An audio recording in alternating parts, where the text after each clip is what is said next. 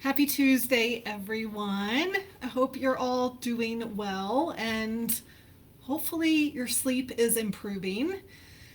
If not, I want to talk to you about another reason why you might not be sleeping. So, these are the things I like to talk about that you aren't hearing anywhere else. I'm not going to tell you about screens and exercise and meditation. All those things are important, but they aren't necessarily enough. If you're already doing those things and you're still waking up at night or having a hard time falling asleep or waking up too early in the morning, there's something going on in your body that is causing that. And I actually want that to give you hope because that means that it is fixable. So, as we talk about the thyroid, I want to tell you that the most common autoimmune disease in the United States is Hashimoto's. So, that means that the thyroid is attacking itself. And studies show that 90% of people with hypothyroidism, or that slow thyroid and underactive thyroid, are producing antibodies to thyroid tissue, which means that they have Hashimoto's. So, thyroid problems are extremely common these days. I work with a lot of people with these hypothyroid symptoms and some people with Hashimoto's. The synthetic form of the thyroid hormone is the fourth selling drug in the US. Millions of people are diagnosed with thyroid problems, and there are many more who have symptoms but are told that their lab results are normal. So let's talk about how the thyroid gland works really quickly. So it's a gland in our throat that is controlled by the pituitary gland. The pituitary gland releases thyroid stimulating hormone, or TSH, when that thyroid hormone gets too low. Then the thyroid produces T4 and T3, but most of it is T4. Then your body has to convert the rest of that T4 to T3 to be able to use it in your body. Now, the thyroid is super important because there are thyroid receptors for T3 in every single organ and every single part of your body. So it's super important. And the thyroid works like a thermostat in our house. So if it's making just the right amount of thyroid hormones, it keeps the temperature just right. If the thyroid is overactive, which is called hyperthyroidism, that means it's making too much T4 and T3. It's like having a thermostat that's set too high and it's going to cause your house to be way too hot. Now, this is definitely going to cause insomnia because you're too energized and have too much of the hormone. But if your thermostat isn't active enough and it's set too low, then that house is going to get cold, which is why a common symptom of hypothyroidism is having those cold hands and feet or feeling cold all the time. Now, having hypothyroidism can also cause insomnia.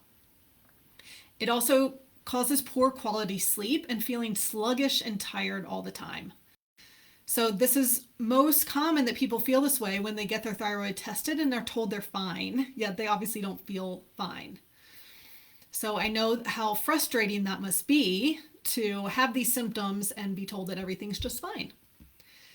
And the reason why you're told everything's fine is there are some problems with the standard thyroid test. So first of all, these tests come back with what is called a normal range that the lab says is normal.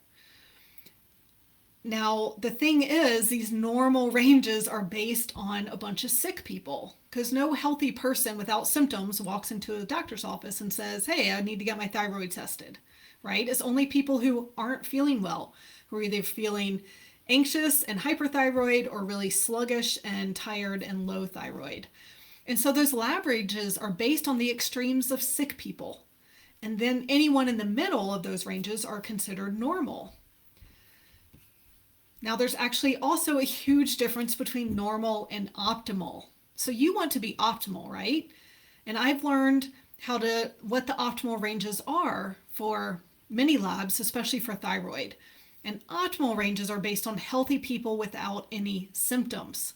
So how you interpret the test is also really important. Now, another issue is that your doctor might not test for enough thyroid markers. So I talk to people all the time who get their blood drawn and they're only tested for TSH, that thyroid stimulating hormone.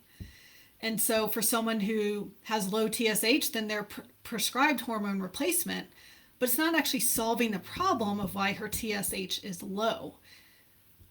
So you need many different nutrients to make that hormone. You need things like iron, iodine, tyrosine, selenium, zinc, different vitamins, E, C, A, and a lot of the B vitamins.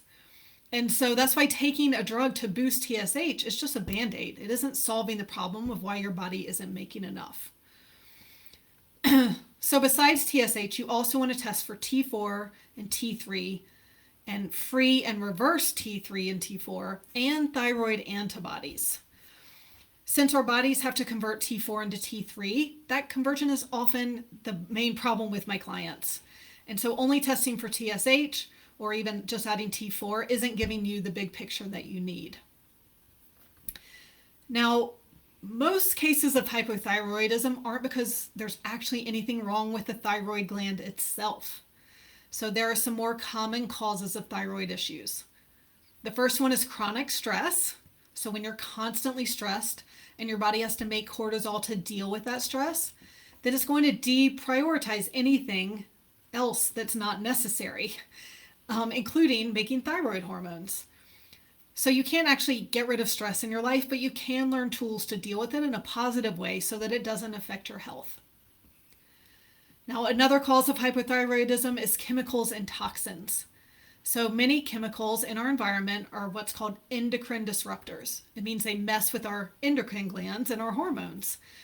So things like BPA in plastics, chlorine in drinking water, phthalates found in personal care products, and pesticides in food all put a toxic burden on your body.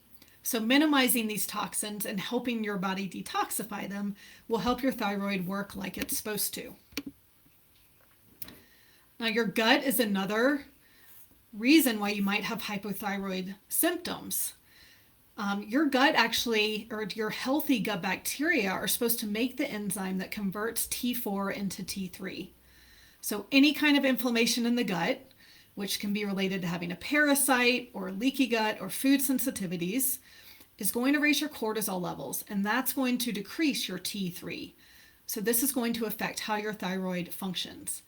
This is why you want to treat the gut as well as treat the thyroid to get to the bottom of what's going on. Now, your liver is also responsible for converting 60% of T4 into T3. So if your liver isn't healthy, it can't do that conversion, and you'll have thyroid symptoms even though there's actually nothing wrong with your thyroid. If your liver is congested, it can also cause you to wake up in the night, which I have talked about before. So I know so many people, and women especially, who get their thyroid tested and are told that everything is normal. If that's you, if you're having thyroid symptoms, if you aren't sleeping, then get in touch with me. We can talk about more comprehensive testing to figure out why you weren't sleeping and to find out what's truly going on in your thyroid. Feel free to message me. I offer a free call to anyone who wants to talk more about their sleep and how I can help you find out what's causing your insomnia so we can get to the bottom of it and fix it for good. Thanks for listening.